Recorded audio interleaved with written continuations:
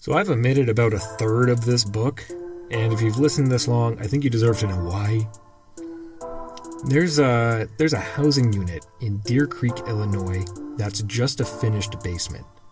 The foundation was poured, nothing was built on top of it, except a flat, ground-level roof. You could build a nice house on top of it if you wanted, but in the meantime, the basement space was made to be somewhat practical and livable that some people could get a lot of use out of. And that's exactly what this book feels like. The basics of how bureaus are born, how they mature, communicate, and control, that is a solid foundation. And in case no one builds on that, there's some sections of this book that were made to be somewhat practical.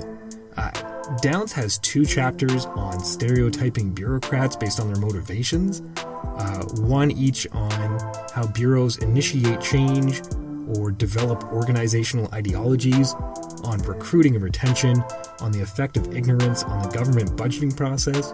There are parts that I've omitted because they were either apart from what I think is a very solid foundation, or because they're covered in other texts much better, or they disrupted the flow of ideas so abruptly that I briefly questioned my sanity. The topic of relating bureaus to their environment pops up in between why bureaus are necessary and what's inside a bureaucracy, and then it never resurfaces.